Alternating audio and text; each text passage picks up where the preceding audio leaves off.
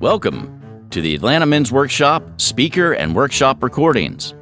Atlanta Men's Workshop is held every spring and fall at the Rock Eagle 4-H campus in Eatonton, Georgia. That's just about an hour east of Atlanta, Georgia.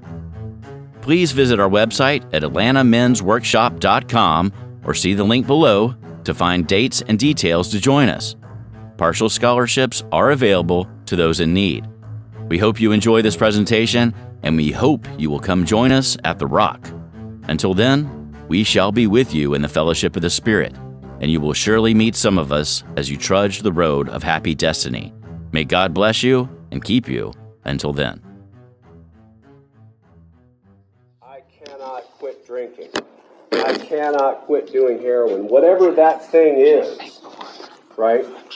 And the last thing that I'll say about this is that, alcohol, obviously, or drugs, is the primary reason that we're here, right? But the reality is, and I am just as guilty, the reality is that I have just as much opportunity and just as much experience at abusing money as I ever did with drugs and alcohol. And I'll just, I'll get this big shotism idea about myself and go out and say, well, yeah, sure, here you go, without really thinking about the consequences. Okay? So really quickly, again, not that this is going to be a dissertation on Alcoholics Anonymous and what it says in the big book, but the reality is that we wouldn't be doing our jobs if it didn't. So I want to start off with probably my favorite line in the book. It said, if my math is correct, it said about 5 different ways the same way, but it's in the family afterward. It's the beginning of the 3rd paragraph, and it says, cessation from drinking is but the first step away from a highly strained and abnormal condition. And I only bring that up is because we are here not only to get sober from drugs and alcohol. That is our primary mission, right? But then later on, after you've gone through that process and you've done some work on that process, our jobs as good stewards of Alcoholics Anonymous is to practice these principles in all our affairs, right? And in doing that, that also means getting our pocketbook sober, right? For those numbers people in the room, there are 72, if my count is correct, references to money in the personal stories alone, and 32 references to some sort of money in the first 164. And I really think that that's interesting because of the 32 that are just in the first 164, a lot of them reference still being broke, or still having money troubles, even after getting sober, right? And so I hope to help make an impact on that. All right?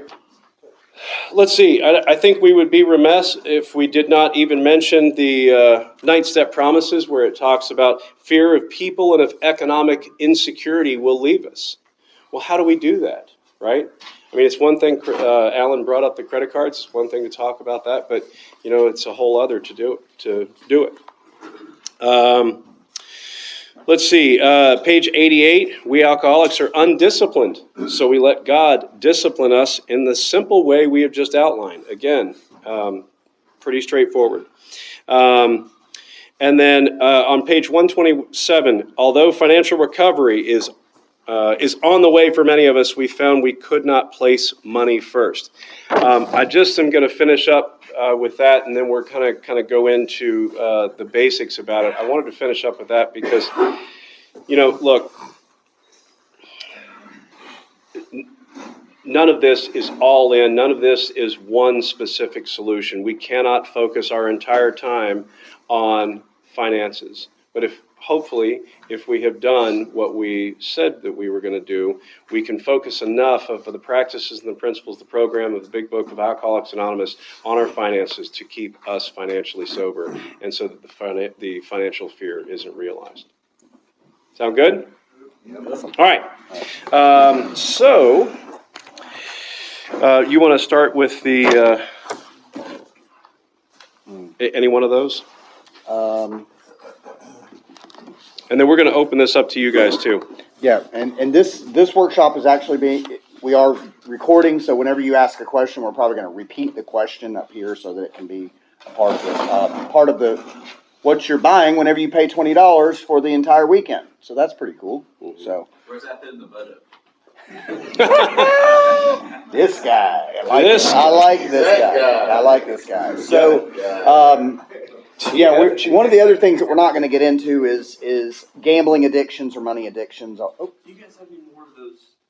We do not. I apologize. However, by the way, let's address the sheets very quickly. So the sheets that we sent around, and there are 2 of them, it really is just a basic spreadsheet. Again, you can find those on Google Sheets, Google Docs. You can find them on Microsoft Excel. Honestly, if you just put out a Google search for a basic budget, that's really all that is. We're just going to highlight a couple of things on it. So if you want more information about it, grab one of us after the meeting. Right. And a key thing with that, especially if you're getting started, is simplicity. Simplicity. Just keep it simple.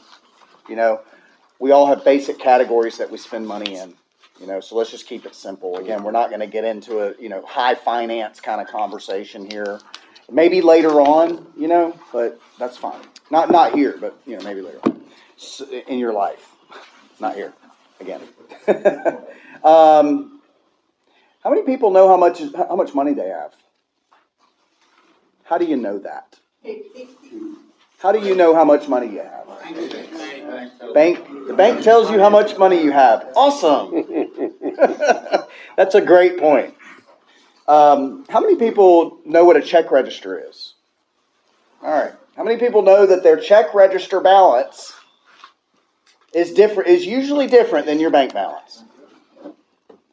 Okay.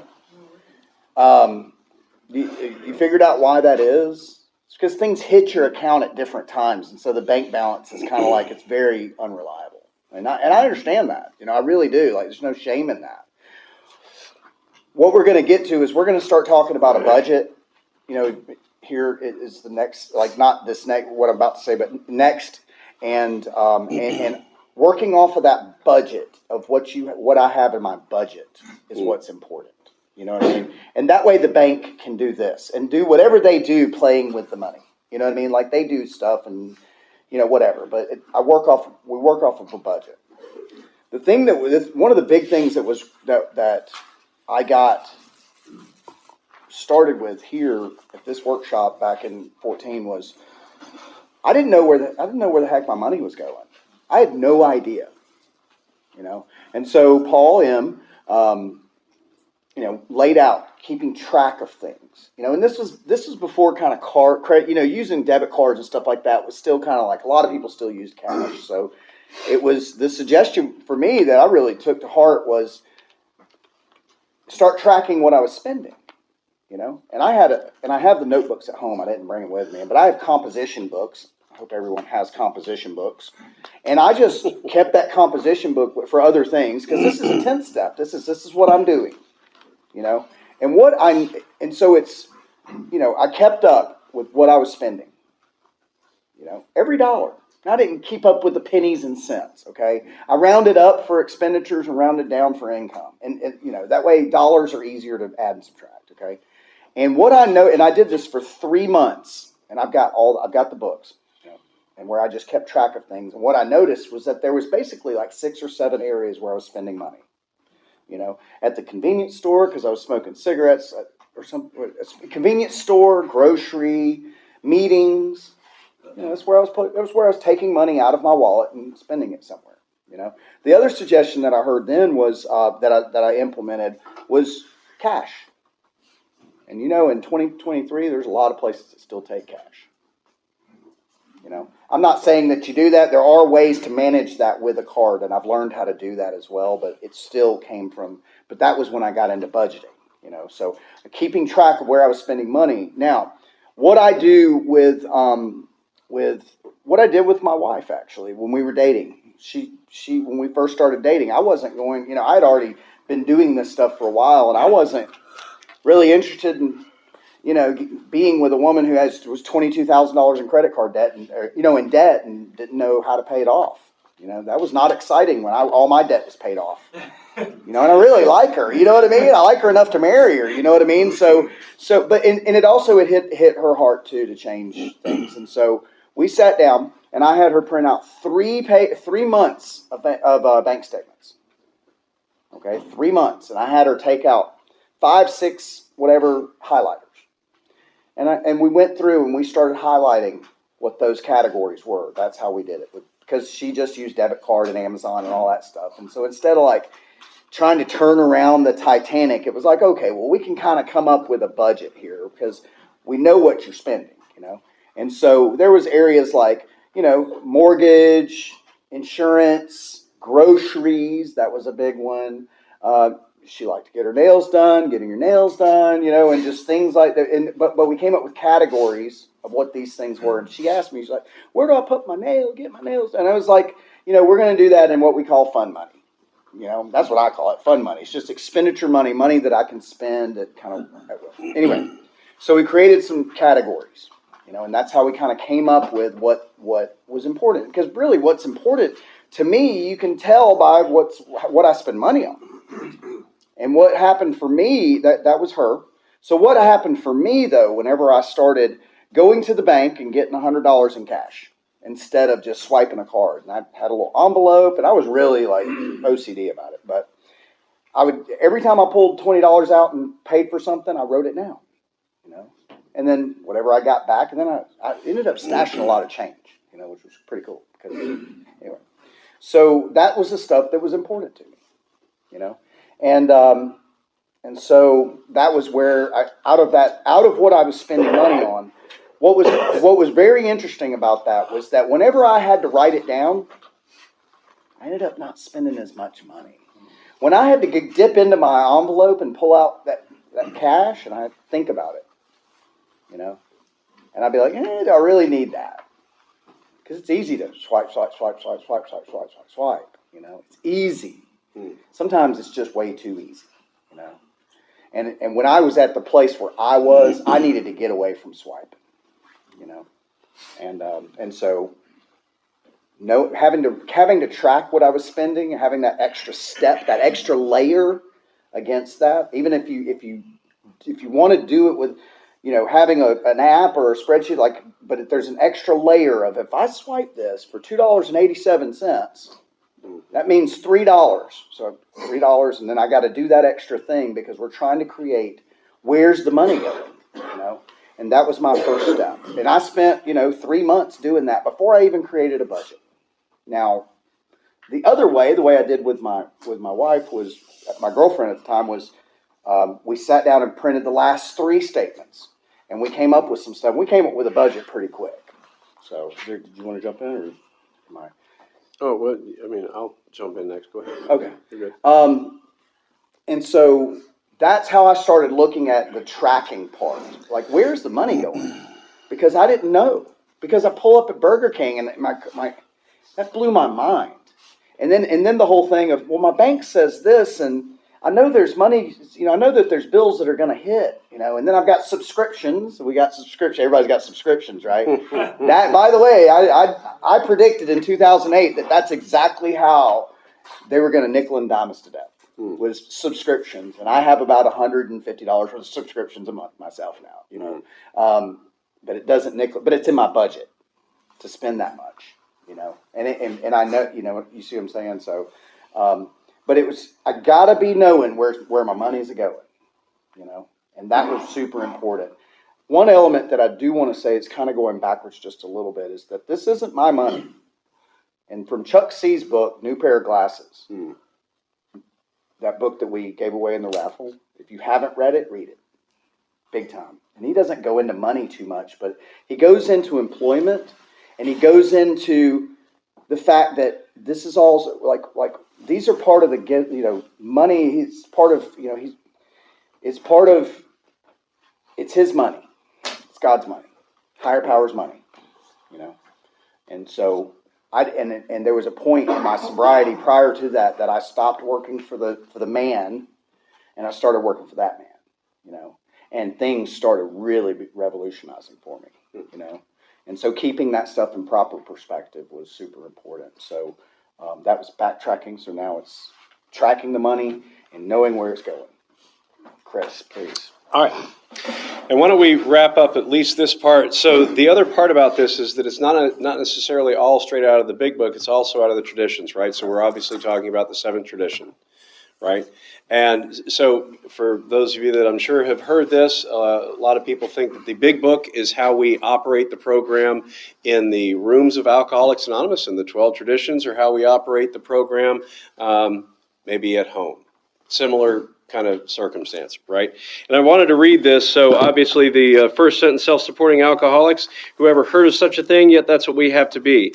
And then on 161, alcoholics are certainly an all or nothing, and reactions to money prove this. And then finally, despite these misgivings, we had to recognize the fact that AA had to function, and this is, again, we got to transpose ourselves into this conversation a little bit. We had to function. Things cost, right? And unfortunately, in this day and age, with the rising cost of just about everything, that's getting more and more difficult, right? So let's wrap up, and then I want to hear some experiences from you all. So really quickly, who can bust out a calculator for me? Anybody? Raise your hand.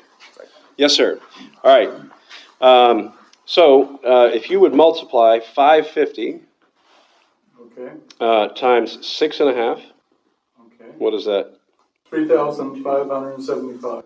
Well, 3575, right? Right. So 5.5 times. 6.5. Yeah. So do 3575 times 50. And what is that? 178,750. So 1,787.50, right? If you like, yeah. Okay. Anybody want to take a stab at what that number represents?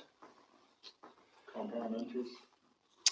No, actually, that is a Starbucks bill for a year for a lot of people. Yeah, I was going to say coffee. Yeah. Right? Coffee. Now, the reason that I bring it up, I mean, think about it. $1,700, almost $1,800 in 1 year just on Starbucks. Starbucks. Round up. Yeah, round up. Because whoever goes there and spends $5.50. Right. Because it's not Starbucks. It's $10. Yeah, it's right. $10. Right. Okay. So you can whatever you're spending. If you maybe you don't go to Starbucks. What is it? Energy drinks, cigarettes. Let's think about it. Oh my gosh. Let's think about it. Listen, for all y'all that smoke cigarettes, and I mean, this is God coming bless from a reformed smoker. Absolutely. I had to work the 12 steps on that because that stuff was killing me. Not only physically, but financially. I don't know how y'all do it now. I mean, because I quit when it was, $2.50 a pack, right? I mean, God bless you. I don't know how you do it now. All right. How about one other person with a calculator? Who wants to take it? Yes, sir. All right. You got it? All right. Okay. Do 175 plus 20 plus 25 plus 20. And tell me what number you come up with. 240. All right. Divide that by 207. 1.1594229. Yeah. Okay. Good. Good, my man. So what do you think that number is? I'm sure. That is how much you need to save a day to pay cash for the workshop, gas, T-shirt, and probably some food on the way up. Right? But is that a lot of money? How much a day? $1.16 a day? $1.16 a day. For how long? 207 days. 207 days. Oh. Till the next rock. Right? Yeah. Now, what was interesting about those numbers, right? It's not just the 175, because this is the other area where a lot of people make a mistake. How much does the workshop cost? How much? You sure? You buy a T-shirt? You don't buy a T-shirt? You buy a T-shirt? You stop at food on the way up when you're traveling? I mean, I don't know about you guys, but I got a 5.5 hour ride here. Raffle. Yeah, we didn't even include that. Yeah, we didn't even include that. My wife's Right. out of honors. I bought her a big book with the study one. Right. Right. And so the reason that I bring these numbers up, guys, listen, And Alan's exactly right. When you're creating a budget, and that's the reason that I printed those sheets off, and we're going to get to those sheets, and then we're going to open up to you guys. You know, the reality is that you have to track everything. And unfortunately for me, the reason that I found myself in a $60,000 hole because I didn't understand where my money was going. And it wasn't because I wasn't tracking the big things. It wasn't because I couldn't look at my bank balance that we all talked about and know what the mortgage was and know what the insurance was and all that other stuff. It was all those things that I just, didn't really account for. I didn't account for the food on the way up. I didn't account for the t-shirt. I didn't account for the raffle. You know what I mean? But when I started to look at it in these terms and say, you know what? When I come up here, I want to go back to my seventh tradition and I want to be self-supporting. I don't want my wife to have to pay for something. By the way, and I should have brought her up. And the reason that I should have brought her up is that my anniversary was yesterday. Right? Now, she wants me here. She is excited to have me here. Right? But we sit down and we talk about money. And we talk about our budget. All right? And that part of it, when I want to go do this, I have to account for that out of whatever my salary and savings is, because she and I have to come to a combined budget at the end of the month and add to our savings so that, and I'm gonna kind of wrap it up with this. In this year, we've had to replace our roof, our air conditioning system, right? What was the other thing? Oh yeah, sorry, hot water heater. Right? Everything. I paid cash. You need a home warranty. I might, but I paid cash for it.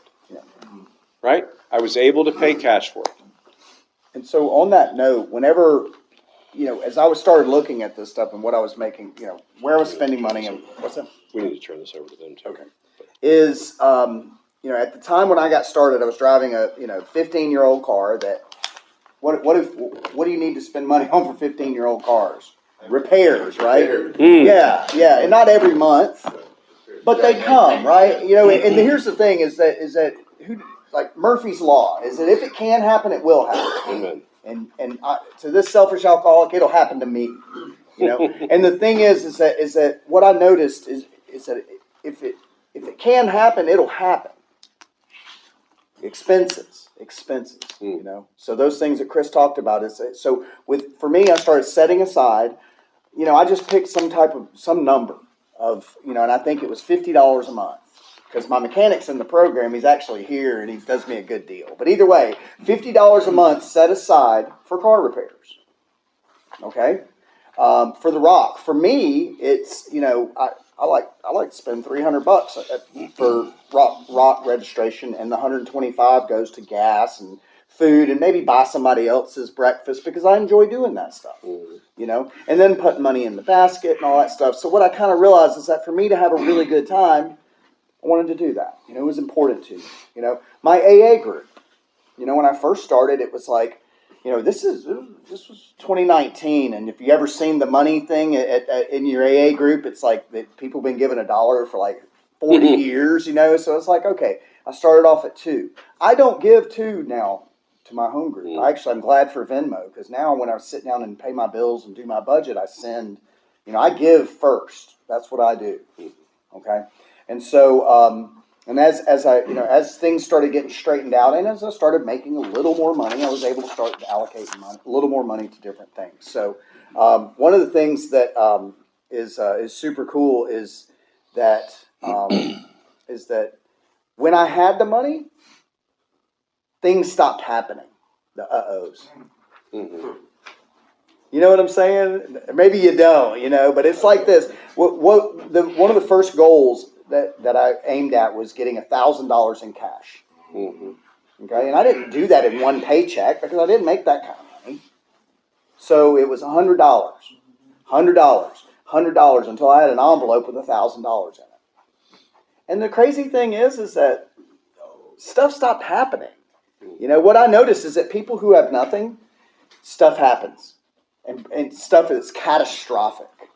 And that's so unfortunate because it doesn't have to be that way. Okay. So, God, it's so, this journey has been so super cool, and I know, Chris, we want to turn it over for some questions, right? And then, and so in the questions, I'll be able to say more because there's a lot more to be said about it. So, again, like I said, we're going to repeat the question for the recording, and you got one more thing? Yeah, and I'm sorry, I got one more thing to add to this. So again, as I said, the professionalism, this is only important for this part of it.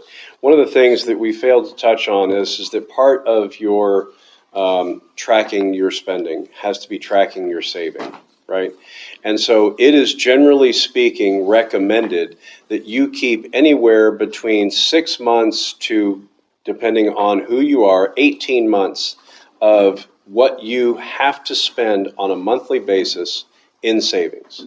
Not in investments, not necessarily anywhere else other than savings. Whether you keep it under your mattress, in a bank, that's entirely up to you all.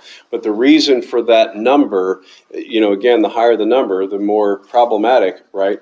But when you start doing that, you notice that those things that Alan mentioned, that savings isn't that big a deal. And we go back to the fear of financial insecurity will leave us. Right. And so the beginning of that is that $1,000. It's just called an emergency fund. Yep. And, Goal one. And for those of you that have these sheets, and we can get more, it's on that second page, and you'll notice that it's actually planned in there. So I apologize for that. So why don't we turn it over to you guys? I think, yes, sir, you had a question. You want to come up here and... Or no, we can just repeat his question. Okay, repeat his question. They can hear his question. We'll repeat it. Perfect. Let's do that. Dude, alcoholic. Hey, Darren. You made a comment, Alan, around, one of the things you do is you put into your budget how much you're going to give to your home. How do you make the decision of how much to give? Great question. That is a very good question. It started... Yeah. Sorry. Thank you. We need that. The question was that I had stated that it was important to give to my home group, and how do I decide how much to give? Right? Yeah. Okay. In the beginning, it was more than $1. It was okay, $2 a meeting, and I was going to 5 meetings a week. That's $40 a month. Over time, that's changed for me.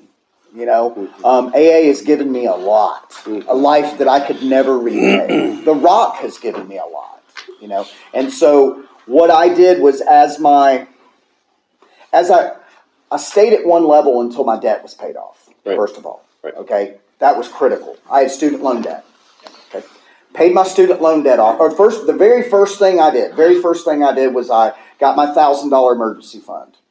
Okay, I just paid minimum payments on my student loans. I gave the $2 to the meetings. And then once that student loan was paid, actually when I got that $1,000, then I started attacking the student loans. Okay, Dave Ramsey calls it a debt snowball. Okay, and that's what I did. I did that. I tracked it and did all kinds of stuff. And man, I knocked that thing out of the park. And then my giving started. Then I had this $300 or $400 extra a month. And then I started thinking, what's important to me? And the thing is that the things that are super important to me, they cost money to operate. The coffee doesn't show up on its own. The light bill doesn't get paid on its own. I go at my home group, we rent office space, not for office, but for our meeting. And the rent's $3,800 a month. You see what I'm saying? And granted, $2 is fine if that's all I can afford, or $1, that's fine. But it wasn't, because I had more than that, and so I increased it. And I'm not going to, it's not braggadocious, but I give more than that now because it's important to me. And I also started.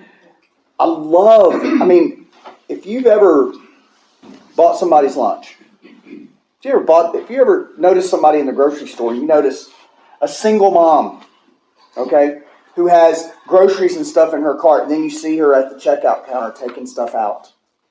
And it's stuff that's food for her kid. And if that doesn't break your heart, and that stuff breaks my heart, you know what I mean? And I started being able to ask questions like, what breaks my heart? Because there was this extra at the bottom of the budget, you see what I'm saying, after things went out, And what's important to me is that. And so setting aside money for stuff like that and benevolent kind of things. And I'm not saying I'm some like philanthropist, that's saving the world. Not that at all.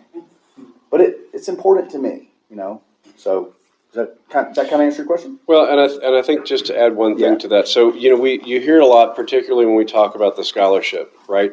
I mean, the reality is, and I'll go back to myself, when I first walked in the door, and I mean literally first walked in the door, because my first workshop was October of 2002. And I was just coming off a run of what amounted to anywhere between $2,000 and $4,000 a week in an alcohol and drug habit, right? So I did not have a whole lot of money for anything. Right, I did not have a whole lot of money for the basket. I did not have a whole lot of money for coffee. I did not have a whole lot of money for much of anything, right? So, attack, as Alan said, those debt things on your 4-step. If you're not there yet, don't worry about it. You don't have to be putting a ton of money into the basket. That's why we're all here, right? But when you get to that point, then that answer it? Awesome. Yes, sir. Who are you? Charles, I'm a recovering addict and alcoholic. Charles. I want to say the question clearly, but I used the workshop Financial Peace. That helped me out a lot. Dang grabs. And then I had a relapse over a year ago. And now I'm repairing the damage that Chris talked about. And the first thing that I learned from my sponsor was not to hide from it. Right. So I'm making amends. But some amends, people want me to make amends. They want me to make it. Well, we'll take 30% off the debt, pay us to 70%. Well, I don't have that, but I was able to make, arrangements. So the question is, should I get a loan consolidation company? Not to, some companies will say, well, okay, we'll pay your bills for you for this fee. And I heard that's not good, because a lot of times they don't pay your bills when you find out you're just throwing away money. So I guess what I'm asking is, should I go to like a professional to help me get some of the loans that have been bought over, like how they, okay, well, this particular creditor had it, now they sold that debt. So, you know what I'm saying? To a debt collection. Okay. So should I guess the question would be, should I hire a professional to help me? Debt consolidation. Yeah. So the question is should I hire professional debt consolidation? Yeah. All right. So let me be, first of all, very clear. We don't want to get too far over our skis by offering professional advice. Okay? Yeah. So I caveat that by saying this. It's just like anything else. There are good companies and there are bad companies. I'm not going to tell you what to do. I am only going to relate it to my experience. Yeah. So I don't know if you guys are anything like me. When you got sober, I was surprised to find out that, the light company, the phone company, that they knew that I was an alcoholic and a drug addict. Because they were not shocked, right? They were like, well, we kept cutting your stuff off. Well, I mean, we figured there was a pretty good reason. And so I only bring that up because I was shocked to find that they were absolutely willing to work with me, right? And so you may find that rather than paying somebody professionally, I don't know what the debt is, we can have a conversation later, but you may find that whatever the company is, say, hey, look, man, this is my particular financial situation now. I really appreciate your dropping that debt, down 30% or down 70% or whatever it is. Can I pay you once a week, once every 2 weeks, once a month, whatever that dollar amount is, but that's part of the budgeting because you might have 4 or 5 or 6 of those that you got to pay off, right? But you say, this is what I can afford to do on a week in, week out basis, still pay my bills currently, still be able to put food on the table, right? Does that answer your question? Well, Because I want to jump in on this. I want to give me one second. I want to jump in on this. Is that They make it sound like this deal will never come back around again. That's their job, is to collect it right then. Okay? Debt consolidators and all that good stuff. That's their job, is to sell you on getting the money right now. But they will take minimum payments. You know, they will take minimum payments because the first goal is to get $1,000 in cash and savings. Okay. All right. Now, let's say that 30%, because if you wait a little bit longer, it'll come down to what the original debt is to 10% from what the original debt is. And I'm not, I've got experience here, and it's like, So maybe this is the after you get your $1,000 in savings. And the thing is, though, is that if you take, let's say you have the 30%, but you're going to have to take it from your other minimum payments and not pay them. You see what I'm saying? Like, start breaking it out and making consistent, disciplined minimum payments, or payments that you can afford. Right. Well, okay, like, so let's say the company who I owed has now sold the debt to a debt collection agency, okay, who I did not agree with. Okay, but that's a story for another day. Yeah. And I get the company that I owe to take back my debt and say, hey, let me make it. So, Probably not. So again, You see where I'm going with this? I do, but so again, not to get too far over the professionalism skis, what they should have sold was what you agreed to, right? Yes. But that's my point, though. So in effect, they're picking up what you've already agreed to. So your goal is still the same, because they're not going to drop their, if the debt's $1,000 and they're going to say, well, you know what, we're going to cut it down to 700, and they sell it off to somebody else. What they should be selling off is the 700. You shouldn't find that they've come back around and say, well, this is back up to 1,000. Do you see what I mean? Now, again, I don't want to get too far over the professionalism skis, but the goal is still the same, because all of those are in that budget. And I've got some more experience about this, personal direct experience. Let's talk after. And financial amends is important. Yes. Yes, sir. Calvin, And then Don. Yep. Go ahead, Calvin. Calvin Miller, I call it. Hey, Calvin. I struggle with turning my certain character defects over to God to remove. Money is one. I don't want to turn my money over. I don't want to turn over my interactions and my cheating and running around with women. And that has cost me dearly. Those are defects. I know they're there. Case in point, I've had several windfalls in my career where my income would increase by $60,000. So you would think, if I had any sense, I would take that, not touch it, put it away. Some of my co-workers did. But no, I bought more cars, expensive cars. Right. I had 2 condos, one here, one there, and just totally undisciplined, man. And this workshop is very timely because there's another possible windfall coming, and I don't want to do what I did before. I want to be able to turn this over, follow some steps 6 and 7 work. To the point about how much to put in the basket for me, I can remember when I came back into the program, I had set up an appointment with the therapist. And my first week back, I got so much information from the group until I dropped 2 20s in the basket. And the guy next to me looked at me like, what the fuck are you doing? But that was my coach for the therapist that I was going to see. And I got more from that group and that meeting than I got in 6, 7, 8, 9, 10 sessions with the therapist. And one more piece on what I put in the basket, I find it very interesting that I could go out, run up bar tabs, buy cocaine, and come in here and want to put a damn dollar in the bucket. That's So wherever I get my spiritual food, and I was taught in the church world, wherever I get my spiritual food, that's where I tithe and that's where I see. So I see this AA as my church, that's me. Right. And so I can very well drop 10% of what I make in a month in various facets. Thanks for letting me share. Yes. Thanks, Cal. So on that note is that it is important. So that's important. You know what I mean? And you know, some people what I never understood was how in the world, not when I was ripping and running, I had a $200 a day habit and no job.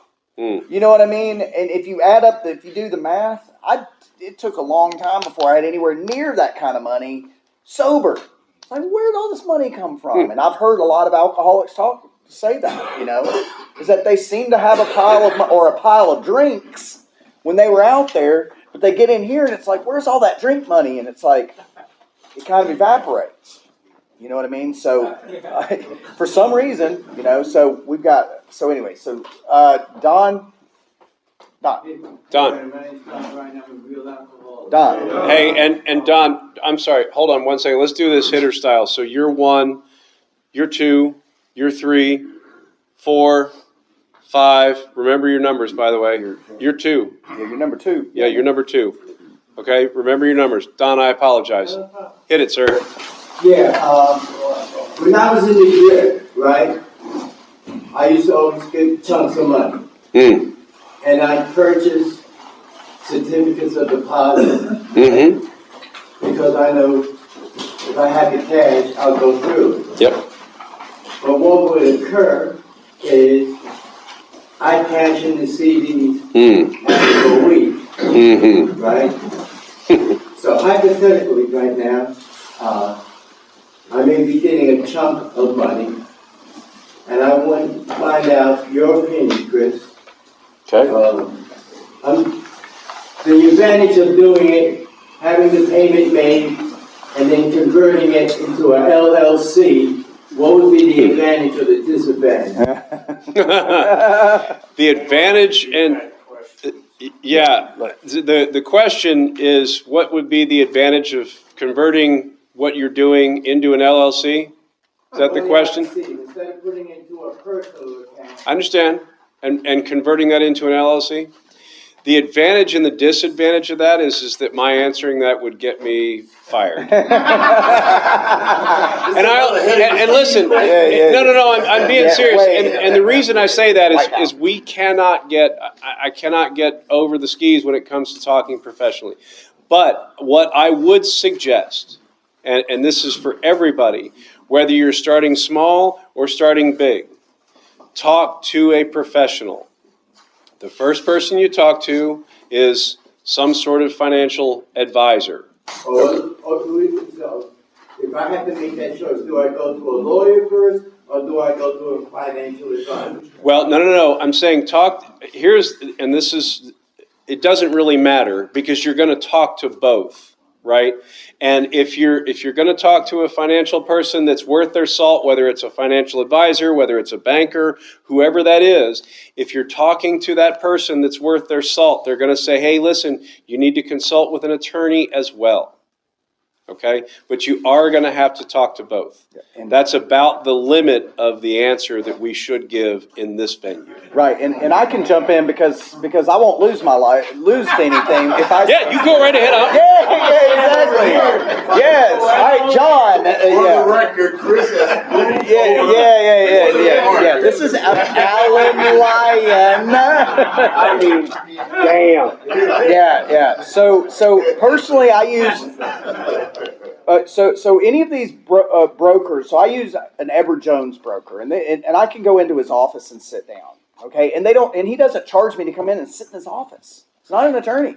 Like, he's interested to help me, And that's actually when I start. So I got sober at 37 years old, and at that point I had 0 in retirement and probably nothing in Social Security. Say for at 37 years old.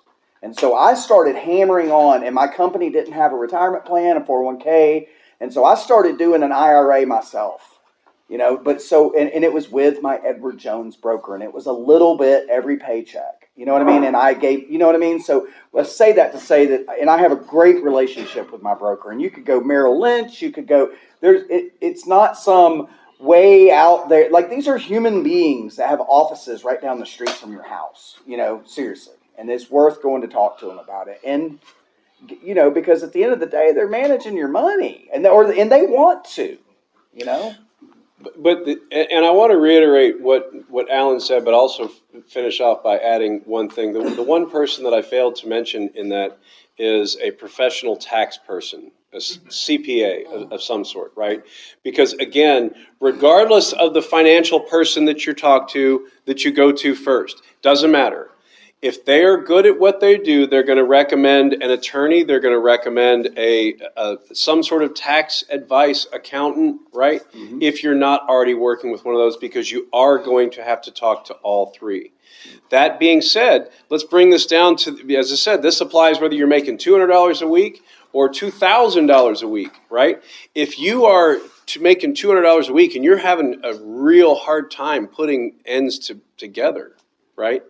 And you are not yet on your 4-step, go talk to your sponsor.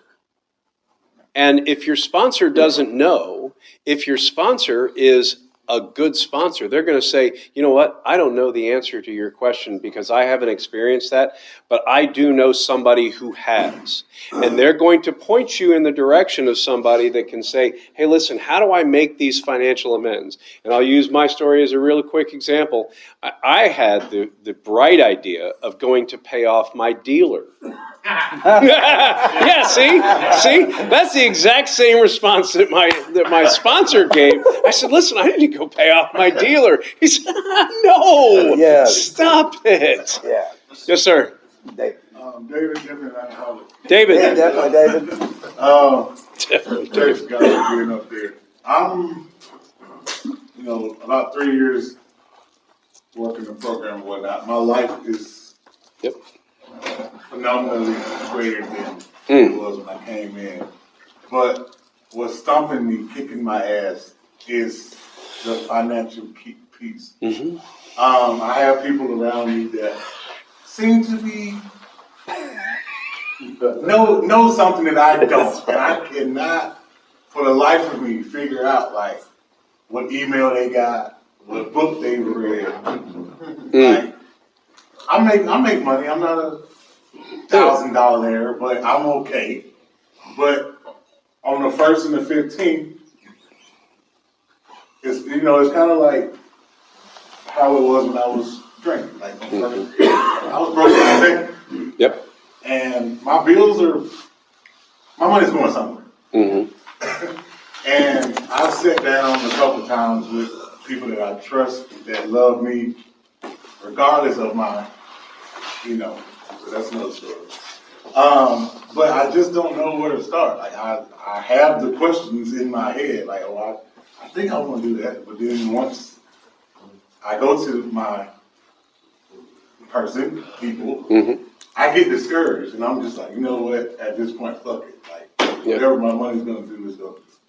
I guess my question is, how do you start? Great question. Just like when I came in these rooms, like I was beat up, defeated, and I needed somebody to show me the way. Okay. Do you want me to answer that one, or do you want? I know you want to. I have an answer. The question is, where do I start? Yeah. Okay. Yeah. So, Alan? No. To David or to everyone? Huh? You got my phone number. No. Yeah. I was gonna say, we're at 3475. You know where to go. Oh my God. Gate code. Yeah. You know the gate code. You know where the spare key is. Okay, you do know. The thing is it's move a muscle, change a thought. Mm-hmm. Move a muscle, change a feeling. Mm-hmm. Honestly, it's pinch your nose and jump. Mm-hmm. Take that first step. Right. Because that's what the question is discouragement. Yep. And here's the thing that I know is that $6 Happy Meal pretty much is what it was that my card got declined, whipped my butt. Mm. I was done. Mm-hmm. It didn't matter about discouragement. I joined the no matter what club. Like, no matter what, that is never happening again. Mm. And even then, it was still kind of like touch and go until I came here. And then I started tracking where the money was going, and where I started was on spending money, not rent and not electricity and stuff, but spending money, the stuff that seems to nickel and dime me to death. I actually started pulling out $20 bills from the ATM at a time. because I had one of those 6 or 7 or 8 or 15-page bank statements. Mm-hmm. Anybody have those? They mail, if you still get them mailed, and it's like, oh my God. Yeah, they're almost thinking about doing them double-sided or single-lined for me. They are a single line for some people. And I knew that a 1-page or 2-page bank statement would be a lot simpler to keep up with. Mm-hmm. And the only way to do, and also, heard that make those entries ATM only. So I went in $20 at a time. And sometimes if I was going to the grocery store, I was single, so I'd go to the grocery store and I would go by the ATM. And let me tell you, you put in the extra effort to, okay, I need to go to the grocery store. I need to go by the ATM and get $60 in cash, get 3 20s, That really started reeling me in. It really started sharpening my pencil about what I was going to spend money on. Because that was a lot of work. And if I go in there and go, shop with my stomach, I was going to not have enough money because I went in there with $60. Because I knew that's what I needed to, or, whatever the number is, you know what I mean? And so that's where I started. I started with cash. And I started with $20 increments and ATM only. And let me add something to that. And this is going to sound kind of snotty, and let me just be straight up and honest. I hate Starbucks. I do, right? And I'm not trying to be obnoxious. If you like Starbucks, I'm glad that you do. But you know where I get my coffee? What's that? From home. From home. Yeah. From home.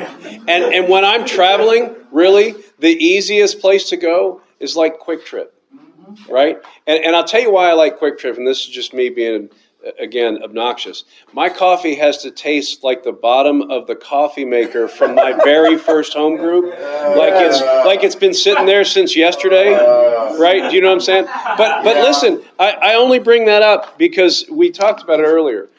Credit cards, subscriptions, gaming. If you're on your phone, listen, my son, I cannot tell you the number of times in a month, a year, week, whatever it is, my son, hey, can I get $5 for Pokemon Go? No, you cannot get $5 for Pokemon Go. Yeah. Do you know what I'm saying? Because the thing is that's the stuff that starts adding up, right? Yeah. And the last thing that I'll finish with is that you hear this whole story, and somebody mentioned at home about eating out is more expensive than eating at home. Well, that space has shrunk, right? And I get it, but the reality is that we have to right size our expectations about what we should be eating at home to understand that I don't need to spend, every time I drive by whatever it is. You insert your favorite restaurant here or whatever that is, right? Who was number? Hold on, I want to throw in one thing, if that's okay. How many people know that the power, the light, Georgia Power or your light company will take a partial payment? Definitely. Yeah, hell yeah, they do. So here's the thing, and I get paid. I used to get paid once a month, and so it was easy to write that check, one check. Now I get paid every 2 weeks. Yeah, Yep. That's different. Yeah, it was big. It was a big shift. Yep. But back then, so what I do now is I send them half of my light bill when I get paid my first check of the month, and when I get my second check, same thing. Now I don't have. It's not late when I send the second one because when this first shifted over, blah blah blah. I was a half a month ahead. But also mortgage company, rent, IRS. Well, yeah. That's a different deal. But I'm saying like monthly bills, car payments. They'd be happy to take half a payment. Or does that make sense? As long as the full payment's in by the right, as long as the full payment is in by the due date. Because I know a lot of people sit down and they have everything hits on the rent's due on the 1st, and so the 15th check, it's like woohoo, and then the first check hits, and it's like they're starving until the 15th, and that's just not necessary. That's what a budget is for. Is that it's $1,000 a month. Well, I get 2 paychecks. Well, $500 one paycheck and $500 another one. Who's number 3? Yep. Right. Who's 3? Those 3. Yeah, Oh, 3. Go ahead. I'm Harrison, I'm an alcoholic. Harrison. I thought, when I was coming to this meeting, I thought we were going to kind of day trade successfully. Yeah. Oh my God. Oh my God. What's that app thing that people yeah, anyway, yeah. Robin Hood. Yeah, I thought we were going to learn how to Robin Hood. Yeah, right. Oh Okay. my God. Oh, Jesus. I guess I have a weird relationship with money, and I guess this is kind of my own stuff, but you know, I grew up with a successful father, and like money still seems like something that, in my eyes, like is deemed as successful, and I'm having a tough time like breaking that, and I have some time in the rooms too, and I haven't been able to save like any money, and actually I've accumulated some debt, and it's just frustrating because. Like, I just have like a bad relationship with money. I love what y'all said up there about like just the perspective of it being God's money and not mine, because like I spend money like a madman. And I just recently actually started to like look at my spending. And I was actually spending $70 a week on nicotine, which is, for $300 a month. It's like, yeah, that's a car payment. But I guess my question is kind of like the question was just asked, but how do you start changing your relationship with money? Because that's something I definitely struggle with. So the question is how do you change your relationship with money? Right? Fair? Yeah. So for me, and this is only for my experience, I had to approach it the exact same way that I did my experience with drugs and alcohol. I mean, because as I said, and I don't know if you were here when we first started, but I suffer from big shotism. Because I want to go out and I want to spend, I want to treat my stepdaughter to a $10 Starbucks drink without understanding and realizing what the consequences are. And the reason that we asked about the bank balance, right, is because your bank balance is revolving depending on a number of different factors. So while I probably have the $10 in my account, I'm not necessarily going to pay attention to the overall impact, right? That's how I had to change my relationship with money. Because again, for me, it was right sizing all the things that I did, right? I couldn't go to Starbucks when I wanted to. I couldn't go to insert your favorite thing here, right? And actually, brings up a good point. So my dad, one of the things that my dad passed on to me when he passed was he had a relationship with Indianapolis Motor Speedway and passed on some tickets to me, which I still get to manage, right? Now I keep the tickets, but I sell them just about every year because for me to afford to go is a lot more than the cost of the tickets.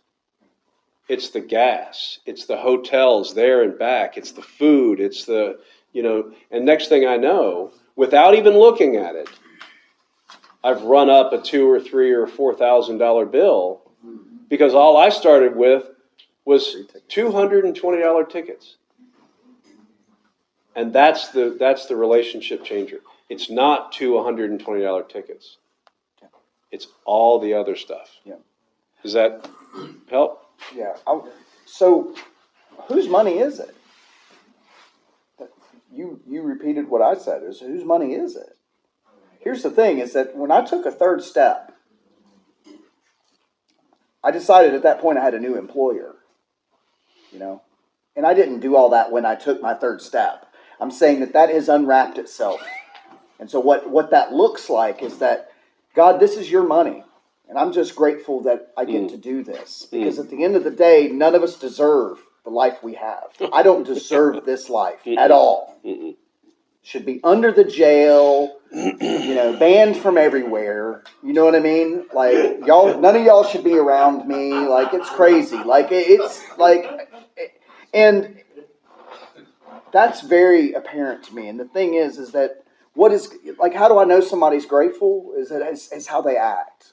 Gratitude is an action for that, and so getting the right relationship or starting that, you've already started that process because what I said landed in your heart.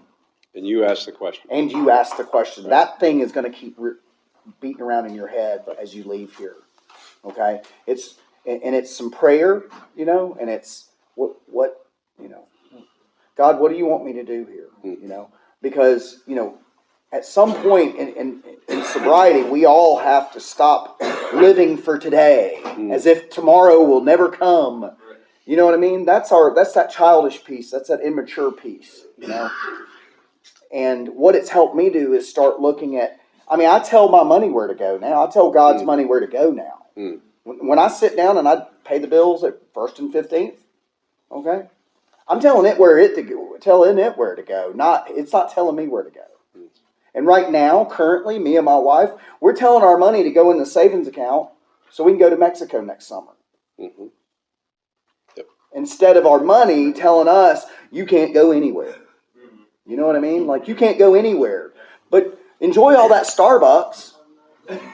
Seriously, like, yeah, because, you know, you can nickel, you know, just little things, you know, and my wife recently had to stop using Buy Now on Amazon.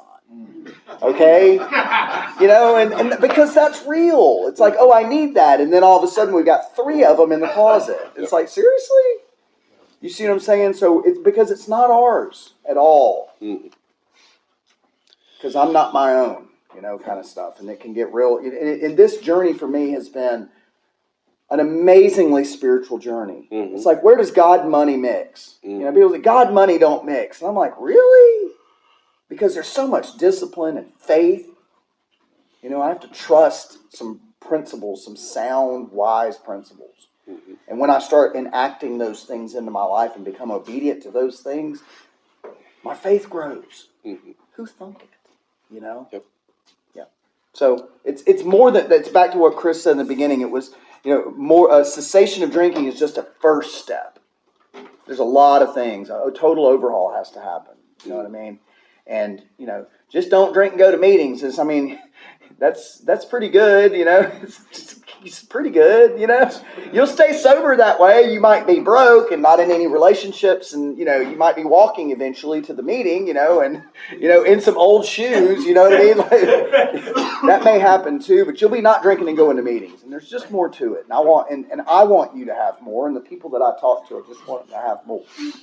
You know, it's not just more money, but more faith, and more togetherness, more confidence and faith. Well, and let me just add one other thing too. You know, I think a lot of it comes down to fear. Truly, right? Because the fear is that as soon as I don't get to go treat my stepdaughter to Starbucks, she's not going to like me. No, I mean, that's some serious shit. Right? And when I start thinking like that, that is my ism telling me that I've got to go spend Starbucks, you know? And I bring up my stepdaughter, and I'll tell you all, for those that want to ask me after the meeting, it's a different story, but I have here very recently realized a pretty phenomenal relationship with my stepdaughter, but I have to give her credit where credit is due. How many of y'all have significant others that like Lululemon? Raise your hand. Come on, I know, right. Now, here's the reason I bring up Lululemon, and I'm not exaggerating, right? Lululemon is $100 for a pair of pants. Oh, they're yoga pants. Yeah, right. My stepdaughter, resourceful as she is, and let me tell you, she is making a killing, by the way, in babysitting money. I mean, an absolute killing. Right? I mean, I got to start charging her rent for as much money she's making, right? But she has figured out that you can go on Amazon and find almost the exact same thing for $20. And that's what she did. And I sat back and I said, my gosh, my 14-year-old stepdaughter has just realized how to right-size her bank account. Because she knows how painful it is when she watches the wad of cash that's sitting on her dresser or in wherever she keeps it, and she watches that diminish because she likes to spend her own money. She doesn't want to rely on us for everything. And, you know, when she has to turn around and say, well, I don't have enough money to spend on it, you know, that's a painful thing for her. That help? Absolutely. All right. Number 5. Who's number 5? Greg? Who was number 5? Greg? I'm an alcoholic. Actually, that's number 4. No, number 4. Sorry. I'm 14 years sober. I bought a new truck, the first new vehicle I've ever owned in sobriety. I got me a credit card so I could have me some security. I got me another credit card so I can have me some security. When I first started my sobriety, I was working. And the last year that I worked, I was on, like, if I worked the whole year, I would have made over 6 figures for the first time in my life. And that was sober, okay? Then I had surgery just to remove some pain.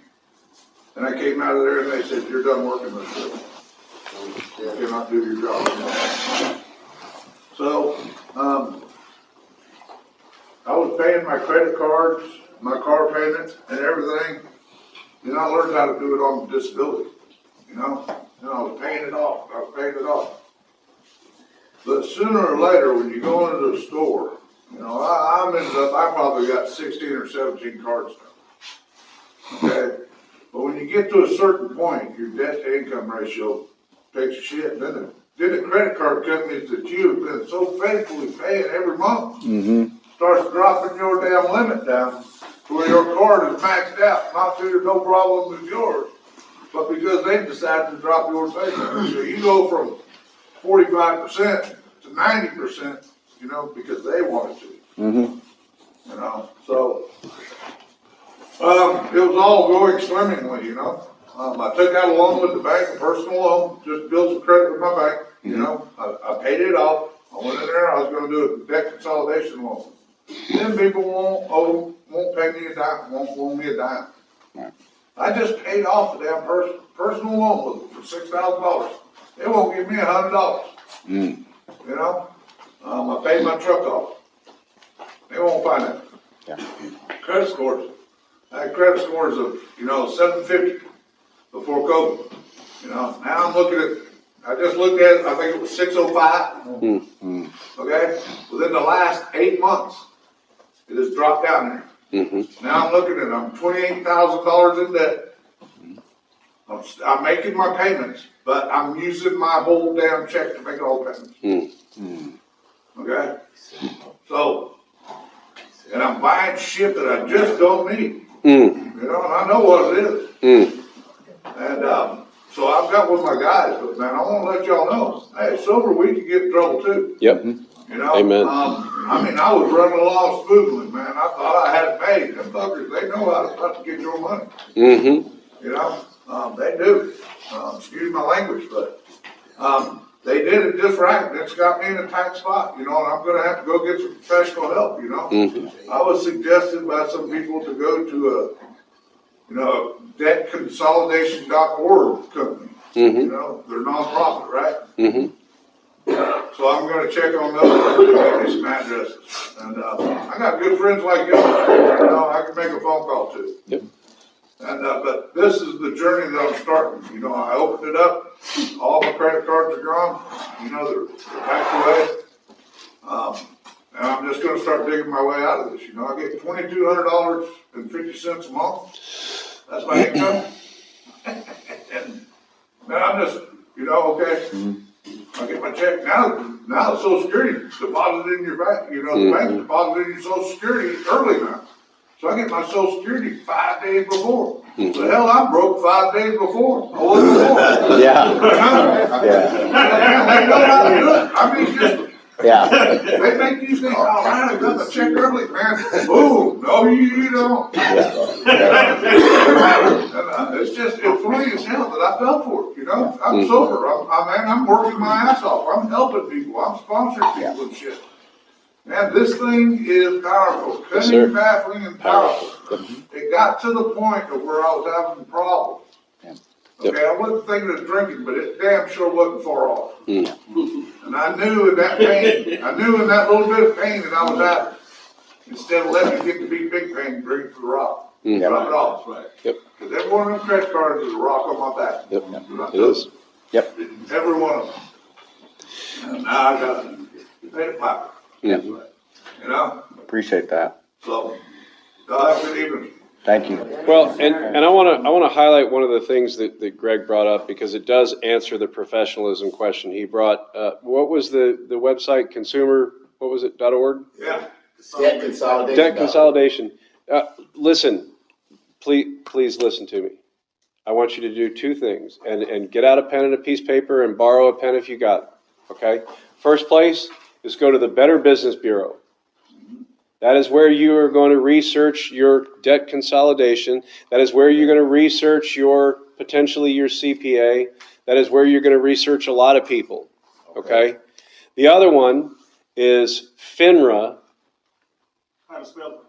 FINRA, FINRA.org. That's for financial, FINRA, FINRA. That is where you are going to research your financial professionals, your investment advice professionals.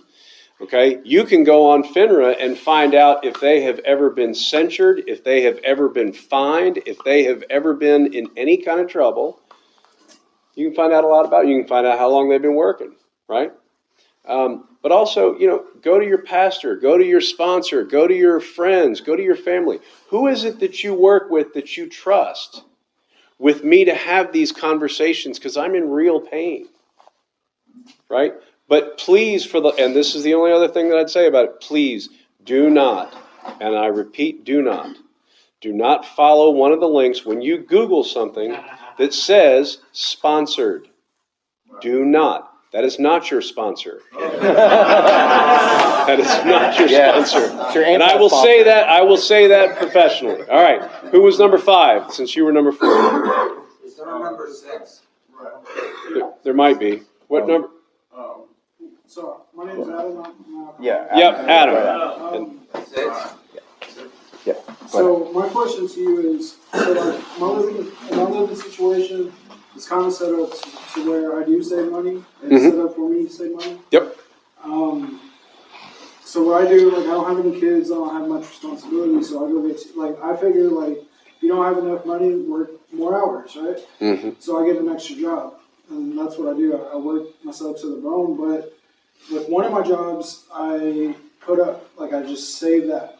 And then with my other job, I pay off my bills, and I still have a little bit of savings, So I'm saving from this job, but this other job is just primarily for savings. You know what I mean? So it's kind of a good thing. But my question to you is, the more money I make, should I be strategizing a little bit more better? You know what I mean? Is that unhealthy to just have one job for bills and one job for savings? Is that kind of crazy? Or? Okay, so the question is, Because you want to maximize your money. Should I be strategizing either better or because of my spending, because I'm working 2 jobs, and is saving from one job and paying bills from another a good strategy? Yes. Is that the question? Yeah. So here's the thing, and the answer to that is yes.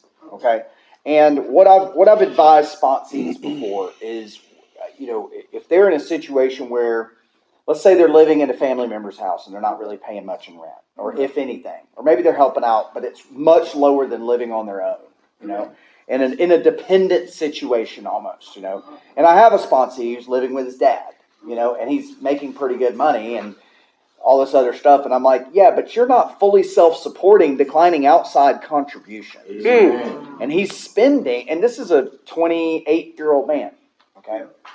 And he's spending money, and he's like, yeah, man, he paid for somebody else's registration for the rock, and I was like, that's good, but can you live on your own? Yeah, because that sounds like a sweet deal, woohoo, but it's at the end of the day, are how many girls are, how many partners are going to want to get with somebody that lives at their mama's or at their sister's house? You see what I'm saying? And I don't mean that derogatory. I don't mean to stab. You see what I'm saying? But so the time when I moved out of my $400 a month apartment after I got out of a relationship, and it wasn't an apartment, it was a little thing above a garage, okay? And when I moved out of there, I was saving at that point. When I moved in with mom and dad was because there was a goal, and it was to buy a condo. So I moved there, and I saved almost every bit of my paycheck because I had no car payment. I had almost no bills at all, and I saved, God, like $2,500 a month went into my savings account. You see what I'm saying? That's kind of like where I'm at now. Okay. So what I'm going somewhere with this is that having a goal, like where do you want to go with that? I want to get my own place. I'm in sober living. So Okay. To cut it short, Okay. I'm in sober living. My car's paid for. Gotcha. I have car insurance, a phone bill, and fees. Okay. And I'm able to do that with one job. And like you said, $2,500 a month. So for me, I started aiming at buying a house. Yeah.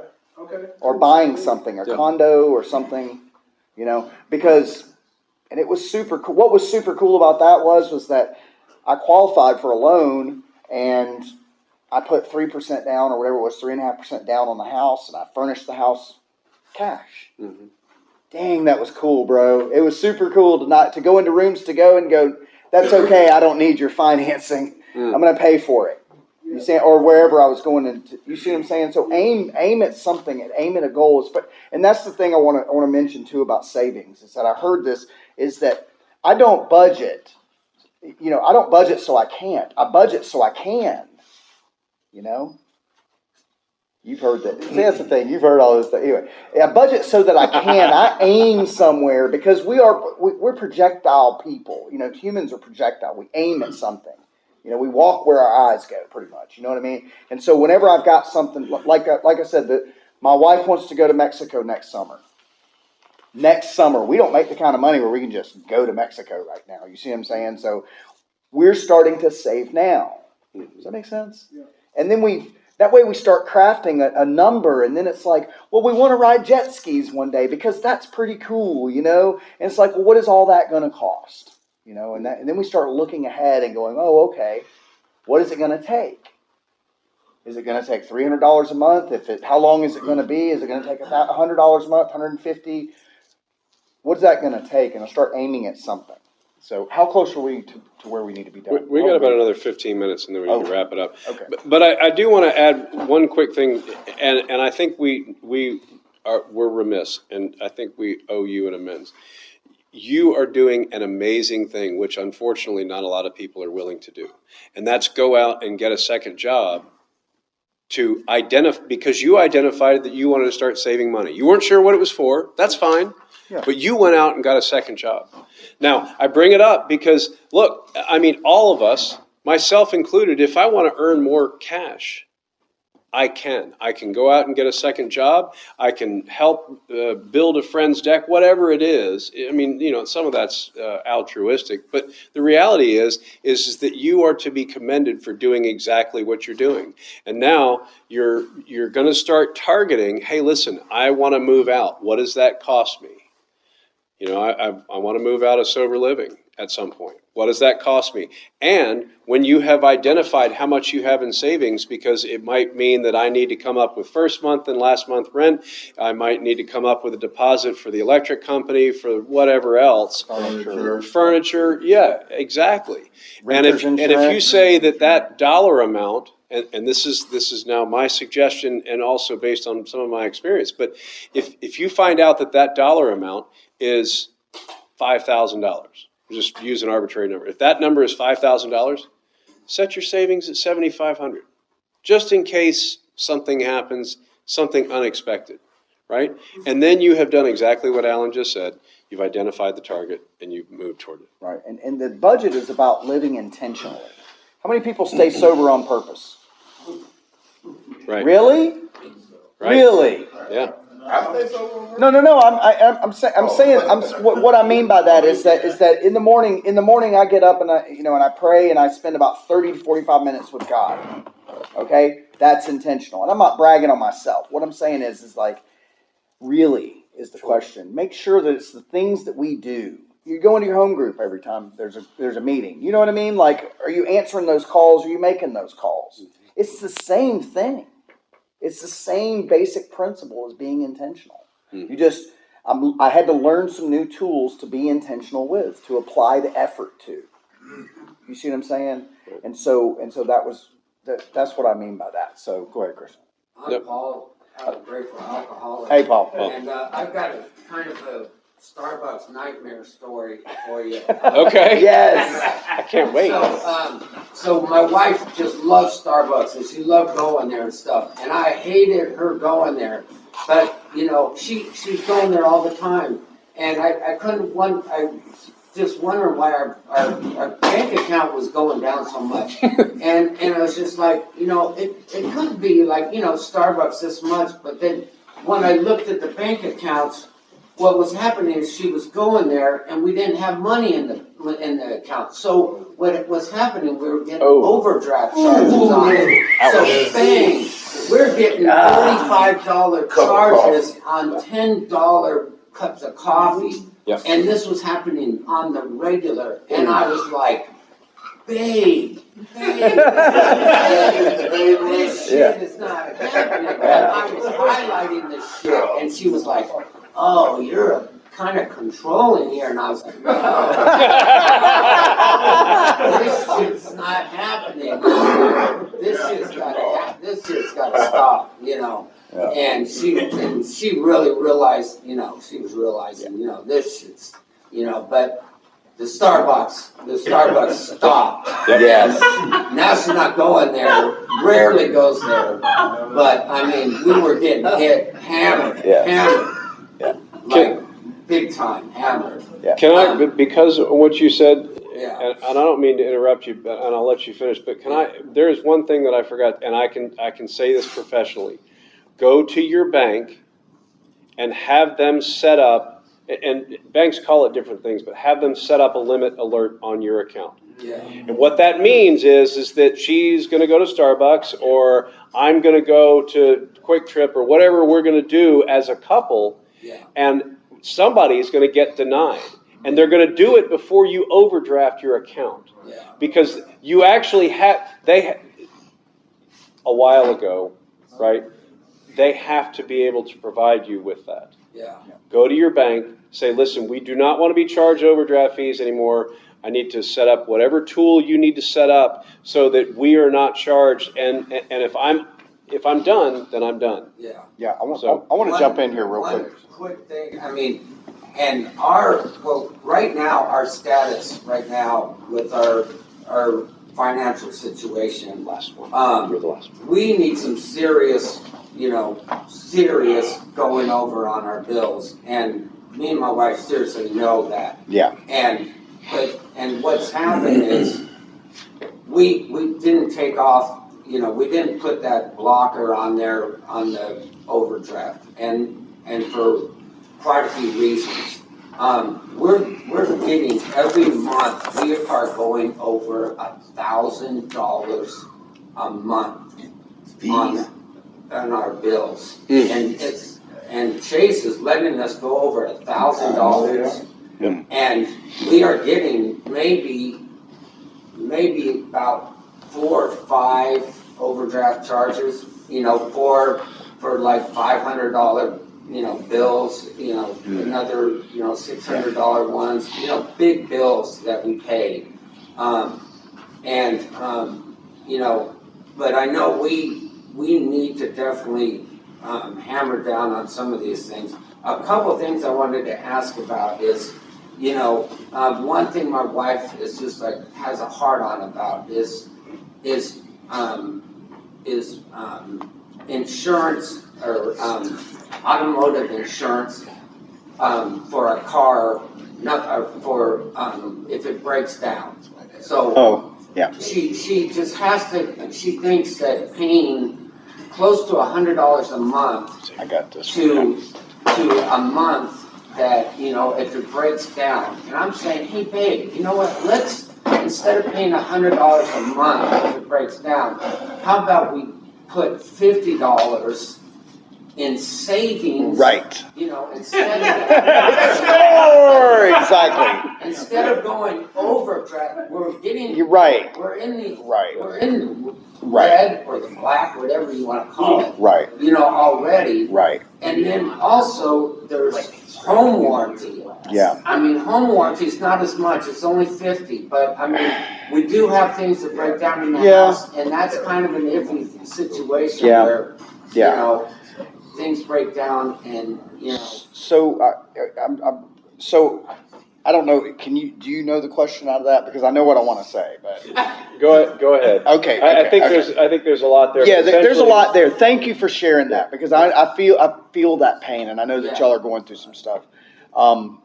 Is that budget. Yeah. Sit down together. Yes. Like me and my wife, and when she was my girlfriend, like it was a amazing experience. Like it really brought us together. It helped us because we did this when we were dating, and we took it into our marriage, and it really brings us together, and it gives us purpose. And the thing is that my wife is likes Starbucks too, but she likes the Keurig Starbucks. Yeah.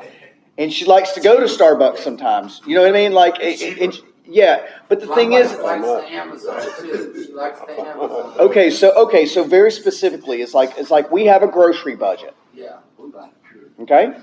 And recently, my wife was doing buy now a lot, you know. And so I said, babe, let's do three order days a week. Yeah. And you know what she said to me? She was like, I don't know, because she was so used to doing this. Yeah. You know what I mean? Is that within a week, she told me, dang, I don't buy as much. Yeah. She was like, that was a great idea. Yeah. And it made, have that conversation. Yeah. Because it'll bring you two together. Yeah. You know what I mean? Yeah. And the thing is if she likes to go to Starbucks, okay? It's Yeah, okay. She's off the Starbucks right now. Okay. Yeah, she's- Well, it's things like getting her nails done, Yeah. or that kind of thing. It's like getting her hair done at least once a month. okay. So what I mean is that things that are kind of really eating your lunch. Yeah. Is that some of those things are important, and those are luxury kind of things like. Buying a dress, 2 dresses a month. Well, that's the thing. That's what your budget is for. Yeah. Is clothing allowance or a clothing budget. Yeah. A expenditure budget. Like fun money. Yeah. Fun money. Yeah. Restaurants. Yeah. Groceries. Yeah. Because we eat. Yeah. I get my hair cut every 2 weeks. Yeah. I vape. Yeah. That costs a little bit. You know what I mean? You're offering me a haircut. Yeah. You see what I'm saying? Sit down and do a budget. Y'all two sit down together, and I would highly recommend praying together. Yeah.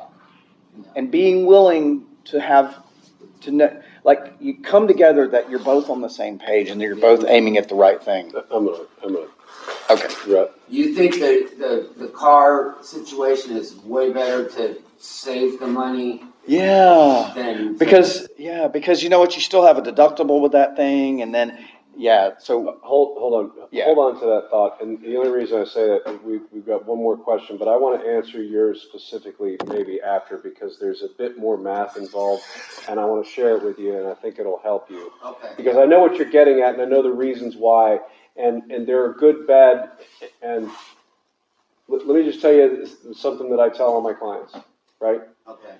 Everything, every dollar spent, invested, saved, whatever, has positives and negatives. Everything has a consequence. Yeah. And if you don't know what those consequences are, you won't know how to get in and won't know how to get out. Yeah. And when to get in and when to get out. Okay. Okay? Sorry. Yes, sir. Last one, by the way. Hey, Robert. The doctor told me I needed to do something, right? T1, T2 tumors on the brain. He told me I need to stop smoking cigarettes. But I like smoking cigarettes. And usually I do what I want to do versus what I need. right. So, the whole point of doing is that, I just had 2 years of sobriety. I had got everything back that I had lost. I mean, I got the CDLs and the guy behind me, I'm not cross-talking. He just shared pretty much my story. But even in sobriety, I started blowing a lot of money. I never made 10 grand a month a day in my life. I'm 31 years old. I had 8 years in prison from 19 to 27, and that totally transformed my life. But I couldn't put down the demon that I picked up inside of prison, which was the methamphetamine. I didn't put that down until I went to treatment 3 years ago. I got 2 years behind me and got my career on point, but I never knew how to manage money. I had the perfect credit score. I damaged that in addiction. I'm just not getting that back, you know. It's by the grace of God back to like $6.95 now. But I still have a few negatives on there as well. That's awesome. You know, I still have a few negatives. But man, I caught a legal situation, man, and everything was out of fear. I blew a lot of money out of fear. People pleasing, you know, people calling me needing 300 here, 500 here. You know, I'm driving trucks, and I'm thinking, man, I drive all 48 states. I'm leasing to own my own truck. I'm making 70% of each load. So I wasn't just seeing just regular money. I was started seeing some real money. And but I met this girl, man, and my weakness. Yes, sir. Yeah, I met this girl, man, and I never even had sex with this girl, man. You know, and I knew what type of female she was, but I saw potential and thought it was potential. So I tried to buy the change in her. I tried to buy the change in her, and I didn't know it at the time, but I had a conversation with someone today, and I think he was over there in the meeting over there, and I realized that the guy, people that were sharing with me, and I realized at that moment that, man, that was all I did. Everything I did, the fear of abandonment, rejection, and caught a case behind her, man, and I lost a lot of money in the process. You know, now I owe about 12 grand to my family. You know, the thing cost me about 30 grand to get out of this legal situation. And I'm stuck now, man, in the state of like, you know, the paper you put inside those paper shredders? Yes, sir. Internally and mentally, I'm just like what's inside that trash can out there, come out on the other side. Yep. And this is sober now. I'm sober 7 months now. You know, I don't hit a sober bottom, man, a financial bottom, a mental bottom, an emotional bottom, and a spiritual bottom in sobriety. And I know how to make money very well. But these past 7 months, man, it's been so hard, man. I was telling them my legal situation over there, man. It's kind of been hindering me, man, like from moving forward. But how do I start back over again? I don't even know where to start at, man. All right, so the question is how do I start back over? How do I start again? And that is a phenomenal question. And the answer is doing all the things that it sounds like you're doing. I mean, you've gone out and gotten legal advice, right? And that's going to take some time to pay off. And it sounds like you still have a good earning salary. And you also have identified maybe the problem, right? Yeah. And know how to walk away from that, right? And so I would say do exactly what you're doing. You've identified those things. Now start identifying how you're going to pay them down. If it's 12 grand, I think is what you said. Yes. Okay. So talk to whoever is that $12,000 and say, listen, I want to pay you off. Okay. And I'm going to use the line that I use with my sponsees all the time. Okay. In their 4-step. Regardless of the 9th step amends, in their 4-step, they're going to write down something like this. I am here to make an amends to you when you get to the 9th step.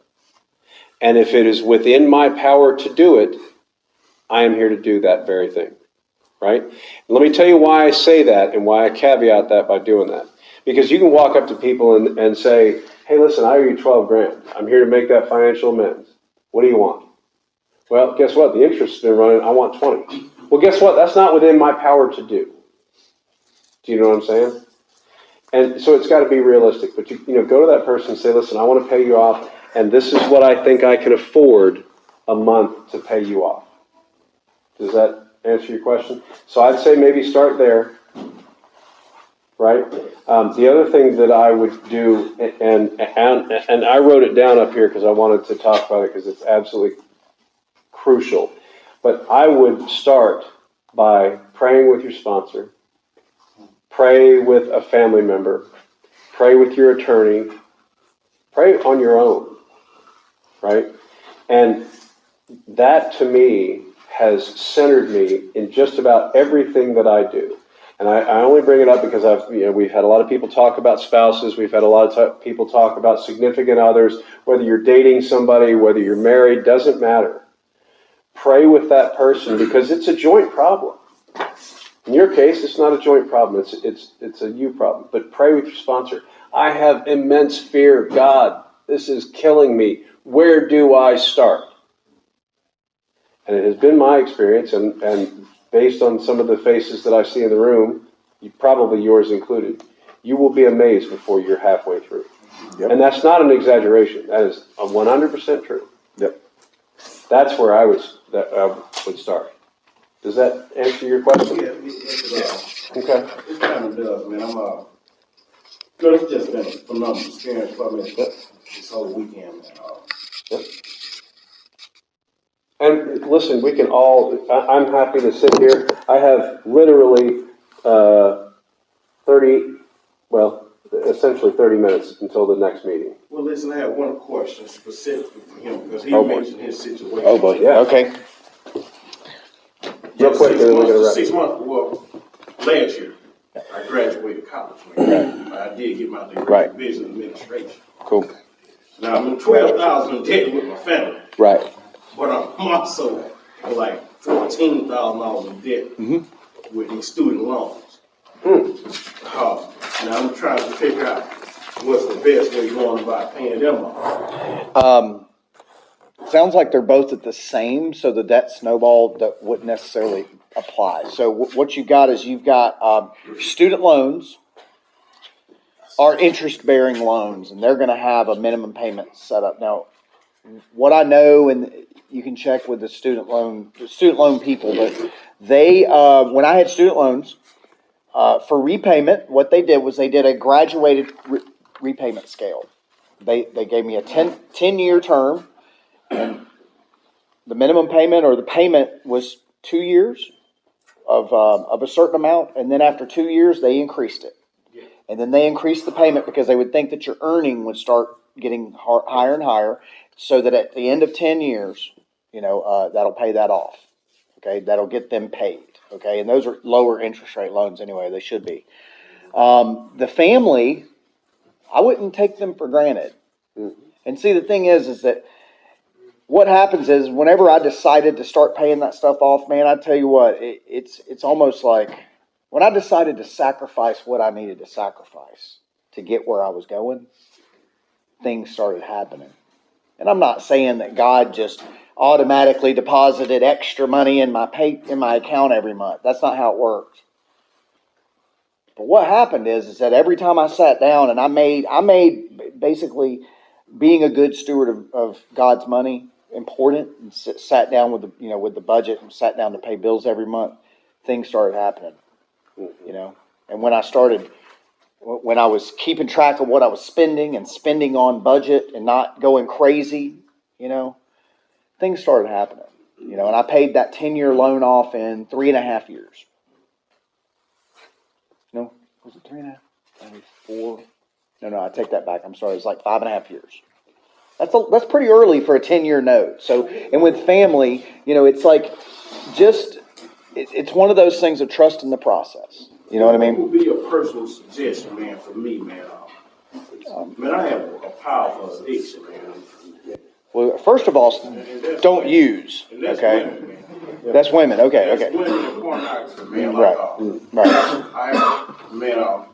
I can be open. We all guys here, man. And I wasn't even going to share this, man, but I have a powerful addiction to women, man. Yeah. Pornography, and that shit has gotten expensive, man. Yeah. I haven't been able to entertain it lately, man. Okay. But the thoughts are still there, man. I still tend to swipe on things I had no business to swipe. Right. Your sponsor. Yep. Yeah. You're in a program, right? Yes, sir. So get a sponsor. Yep. I have a sponsor. Okay. Now. Utilize. Here, Good. Utilize him. Yep. Work the steps. Yep. Yeah.